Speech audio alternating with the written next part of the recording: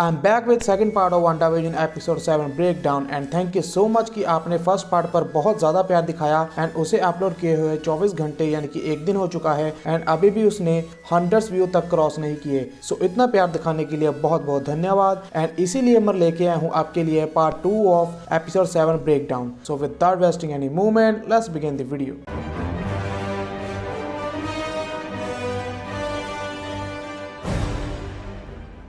Episode की starting में Wanda कहती है कि उसने कल ही इवनिंग के लिए खुद को पनिश किया है और अपने आप को क्वारंटीन कर लिया है पूरे दिन के लिए। और वो कहती है कि जस्ट फॉर माई सेल्फ, यानी वांडा आज सारा दिन अकेले रहना चाहती है। और ये बात अगाथा हार्कनेस को पता नहीं कैसे पता चल जाती है और वो स्पेशली वांडा के बच्चों को लेने के लिए वांडा के घर आती है ताकि वांडा को अकेले में कुछ टाइम स्पेंड करने को मिल सके। एंड अगर आपने सभी एपिसोड्स को ध्यान से देखा है तो अगाथा तभी घर में आती है जब वांडा को किसी न किसी चीज से प्रॉब्लम हो रही होती है या फिर उसकी और उसकी रियलिटी के ऊपर सवाल खड़े हो रहे होते हैं। तभी वहां पर अगाथा हार्कनेस हेल्प करने आती है या फिर किसी न किसी को भेज देती है। एंड जब वांडा एंड विजन का झगड़ा हो रहा था तो तभी उस वक्त उस झगड़े को बंद करने के लिए अगाथा पीट्रो यानी कि क्विकसिल्वर को भेज देती है। एंड इसके बाद बिली एंड टॉमी दोनों रिमोट के लिए फाइट कर रहे होते हैं एंड वहां पे बिली टॉमी को रिमोट के बारे में कहता है कि you always get it first.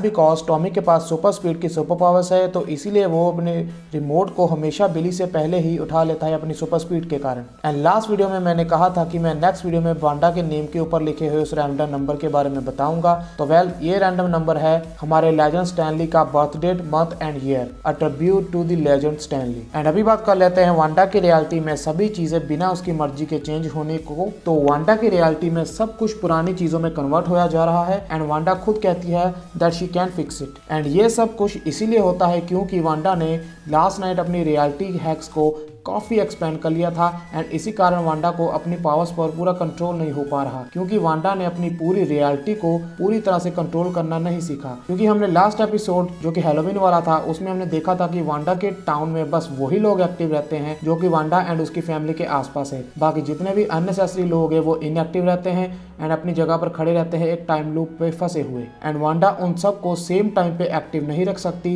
And इसी कारण उसकी सभी रियलिटीज की चीजें भी ग्लिच करने लगती हैं एंड बदलने लगती है क्योंकि उसका हैक्स बहुत ज्यादा एक्सपेंड हो चुका है एंड इसी कारण उसकी पावर्स कम पड़ रही है पूरी रियलिटी को कंट्रोल करने के लिए। एंड अभी बात कर लेते हैं डार्सी की। सो डार्सी भी लास्ट एपिसोड में वेस्टव्यू के हैक्स में आ गई थी एंड इस एपिसोड में डार्सी चेन से बंधी हुई है। एंड ऐसा इसलिए है क्योंकि लास्ट एपिसोड में एक स्वॉर्ड का ऑफिसर उसे हैंडकफ्स के साथ बांध कर ही वहां से भाग जाता है एंड डार्सी अपने हैंडकफ्स में बंधे होने के साथ ही उस हैक्स के अंदर आती है और आगे चलकर वही हैंडकफ्स कन्वर्ट हो जाते हैं उन बड़ी बड़ी चेन्स में जो कि डार्सी की बॉडी के आसपास टाए हैं। एंड वो ऑफिसर जिसने कि डार्सी को बांधकर वहां से भागना सही समझा उसे बिना छुड़ाए वो हैक्स के अंदर आकर रिंग मास्टर बन जाता है एंड डार्सी उस ऑफिसर को पंच कर अपना बदला ले लेती है उससे। एंड इसके बाद हमें ये बर्ड दिखाई देती है जो कि हमने एपिसोड 3 में भी देखी थी। ये दोबारा अपीयर होती है इस एपिसोड में जिसका कोई ना कोई रीजन जरूर होगा जो हमें आगे चलकर पता चलेगा। तो जब वांडा अगाथा के बेसमेंट में जाती है तो वहाँ बहुत सारी चीजें हमें देखने को मिलती हैं जैसे कि ये बुक, बट इस बुक में हम अलग सी वीडियो बनाएंगे तो यहाँ पे इसके बारे में बात नहीं करते। पर जहाँ पर ध्यान देने वाली बात है मेफिस्टो की शक्ल जैसा दिखने वाला ये डिजाइन जो कि हम यहाँ बैकग्राउंड में देख सकते हैं और ये पूरी तरह से